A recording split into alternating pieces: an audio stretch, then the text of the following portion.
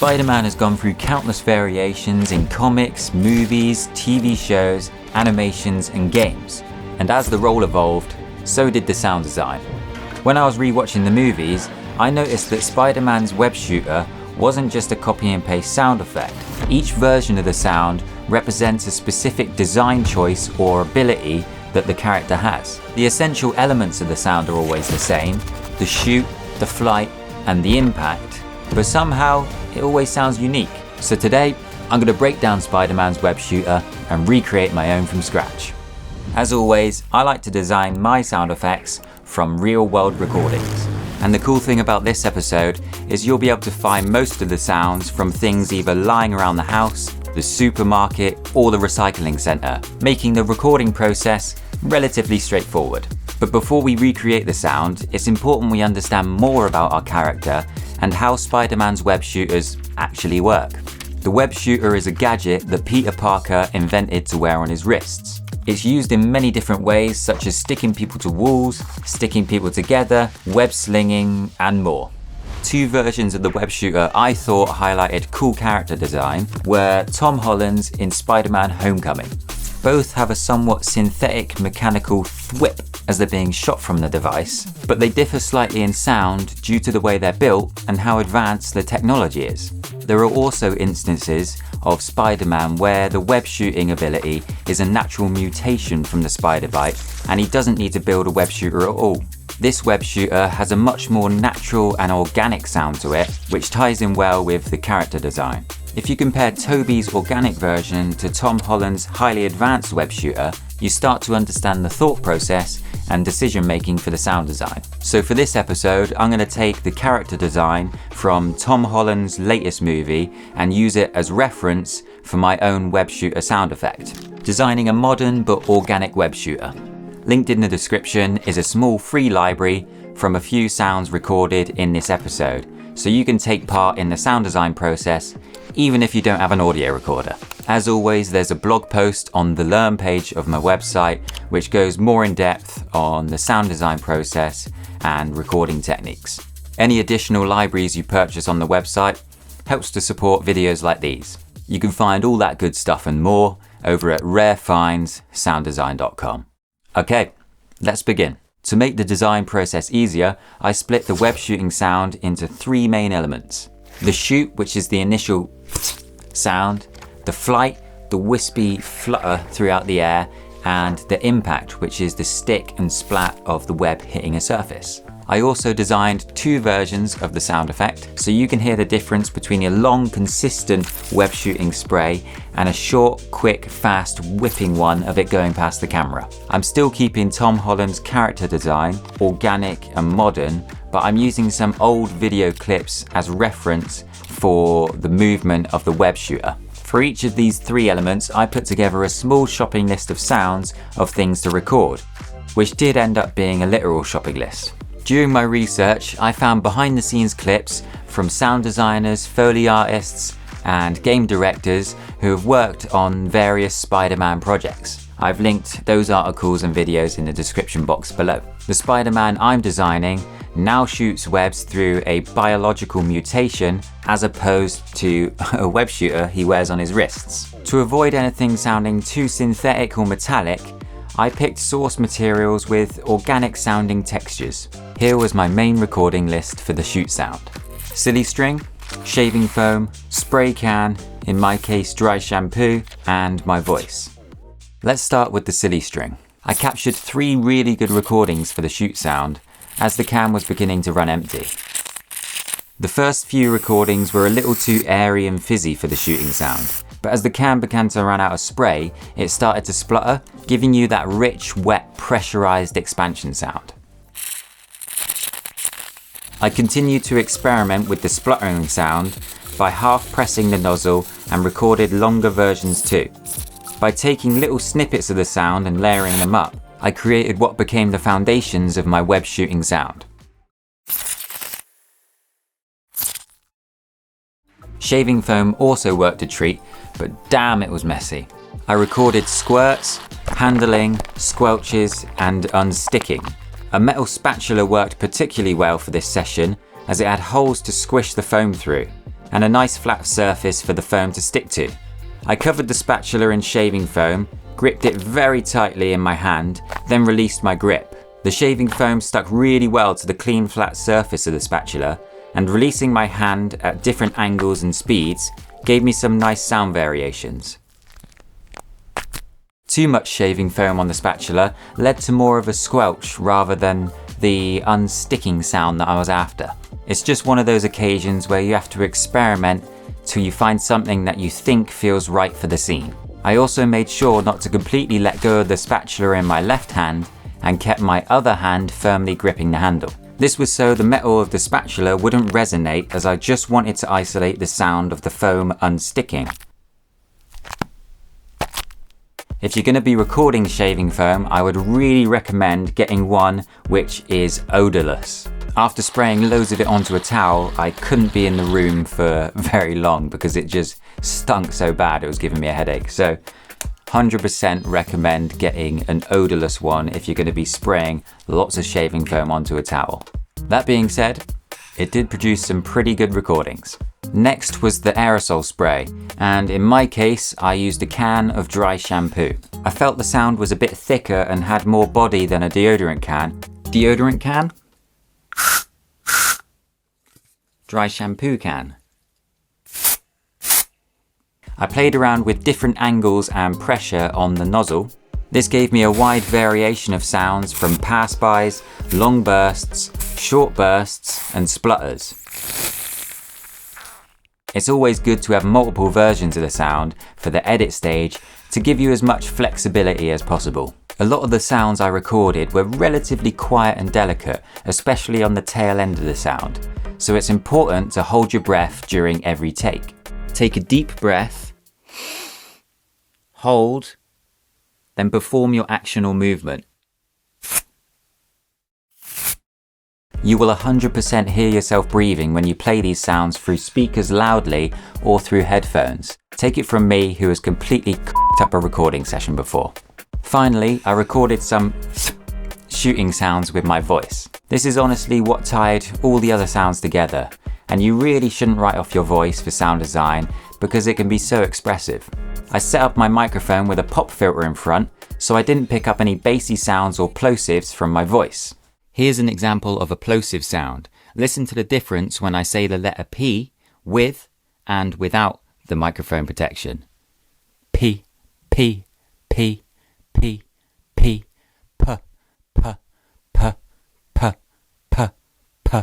The unwanted thud and distortion comes from a burst of air hitting and overloading the microphone's capsule. By placing a pop shield in front of the mic, we can disperse that air before the sound waves reach the capsule. This eliminates the unpleasant popping sounds while keeping the voice clear and crisp. With my setup dialed in, I then performed a series of sounds, experimenting with proximity effect. In basic terms, the closer you get to a directional microphone, the more the low-end frequencies get boosted. Moving further away from the mic strips out that bass, leaving a thinner sound. I used the same technique in the Balrog episode when I was scraping a brick along a piece of wood, but this time I've swapped out that brick for my voice. Moving towards and away from the microphone creates a natural physical filter sweep. As for the mouth performance, doing the it's a little bit difficult to explain exactly what I'm doing, but here's the best way I can describe the phonics and the performance that I'm doing with my mouth.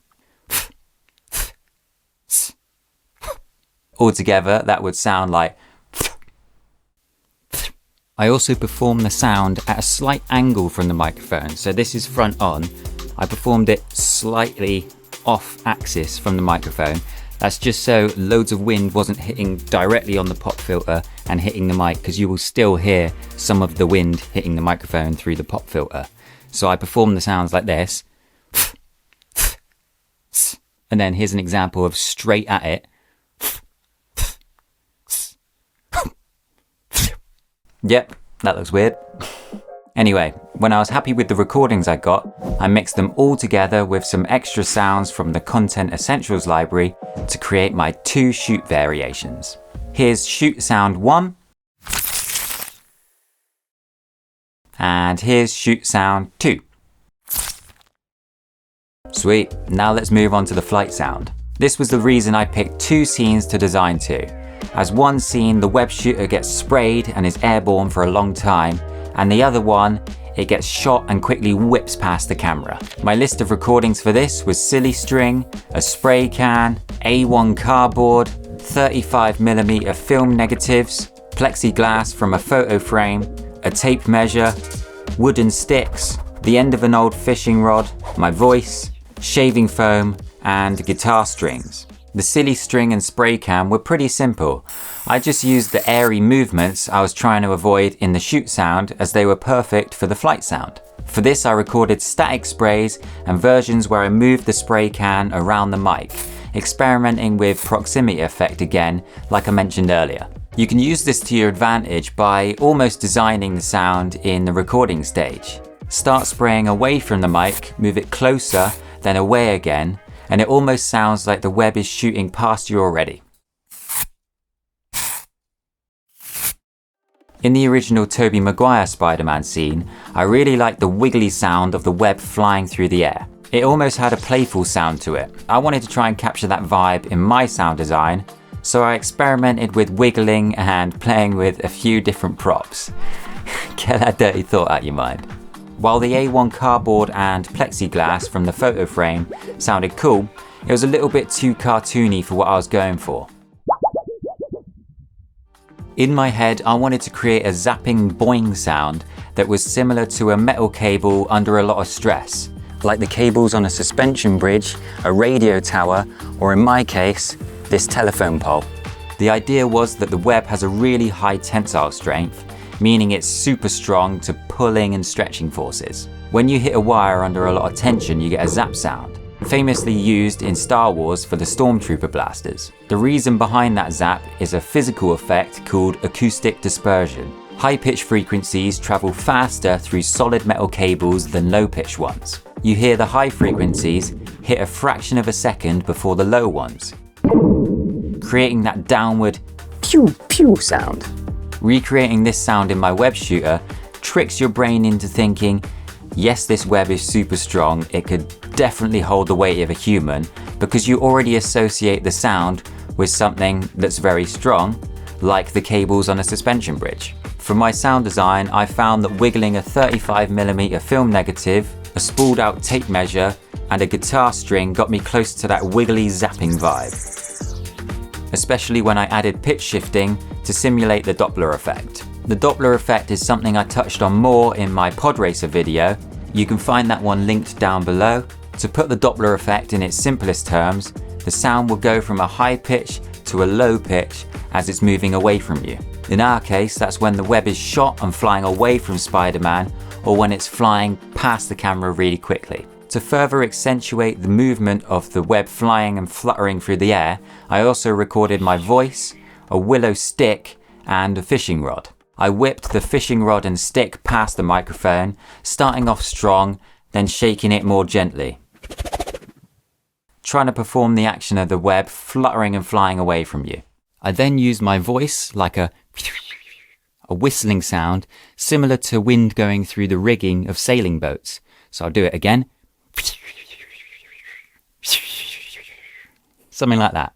Because I wanted my web shooter to sound more organic, I blended in some of the shaving foam handling recordings. This made it a little bit sticky and goopy, as if the strands of web flying through the air were sticking together. With some extra effects like tremolo, pitch shifting, and panning, this is what I settled on for the 2 flight sounds of the web.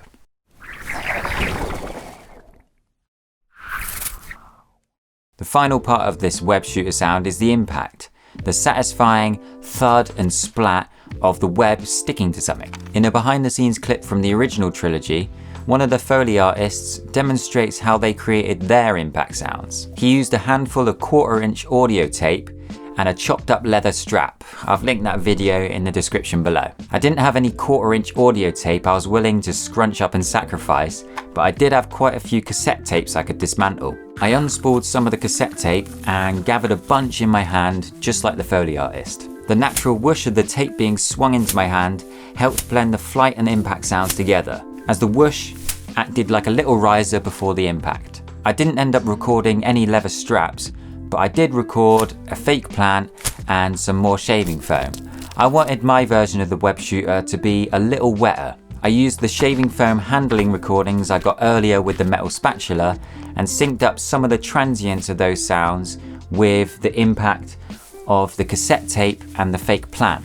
Just like the other elements of the web shooter, my voice seemed to tie all those sounds together, so I recorded some thud, squelch and impact kind of sounds just using my mouth. So I'll give you an example of that. Spitting everywhere. I did try recording some even wetter sounds like mushy peas and tinned peaches. Oh, they're really warm. Why are they so warm? But they didn't work so well as they made the web sound a bit too goopy and gooey. There is a slimy, sticky aspect to the web shooter, but mushy peas and peaches ended up in a sloppy goop. Not really the vibe. My successful shopping list for this impact sound was cassette tape, a fake IKEA plant, shaving foam sticks, and my voice. So here's the final impact sound I settled on. Before I play you the final sound design, I just wanted to give a quick shout out to Zoom for sending over the F8n Pro. I received it halfway through the recording sessions for this project, and some recordings were made with the F8n Pro and it does sound fantastic. There are a few functions on this device which simplified my editing process, including this slate button and adding metadata to the tracks prior to recording. Being able to slate your recording session as you go helps you identify good and bad takes, which speeds up the editing process massively. It just helps me pick out the best bits quicker. This isn't a paid ad, but I was sent the recorder free of charge, so if you're interested in checking out the F8n Pro for yourself, I've left a link in the description box below. Okay, back to the sound design with a quick recap. The three main elements we worked on today was the shoot, the flight, and the impact. If you remember at the start of the episode, I wanted to make the web shooter sound modern but organic. So here's the final two sound designs I settled on.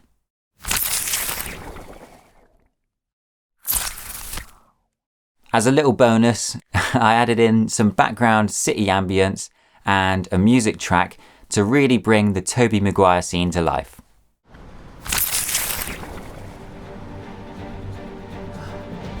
Overall, I'm pretty chuffed with how these came out.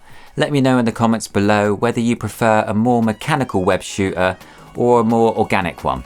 I'd love to hear your thoughts and sound designs if you've been following along and created one of the web shooters yourself. Now, for a quick Rare Finds recommendation, check out the Spider-Noir series with Nicolas Cage. That series features some really nice organic web shooter sounds, and the sound team managed to give it that old school noir feel while keeping it pretty contemporary. It's really impressive and it's a cool take on the Spider-Man role. If you'd like to learn more about what went into creating the web shooter sounds, I've written a blog post on the Learn page of the website that goes more in depth on my redesign, showing you more of the effects and audio manipulation. Linked in the description is a small free library available on the website. If you want to download that to recreate your own sounds, feel free to tag Rare Finds Sound Design in your edits because I really want to check them out and see where the sounds end up. There is also the Content Essentials library, which was used a lot to edit this episode and the previous episodes. It's ideal for editing as it's pretty much drag, drop, and you're done. As always, any purchase you make on the website helps to support episodes like these and to create new and interesting sound libraries. So really appreciate all your purchases. That's about it for this video. Yeah, cheers for watching. Big loves. Peace out. In a bit.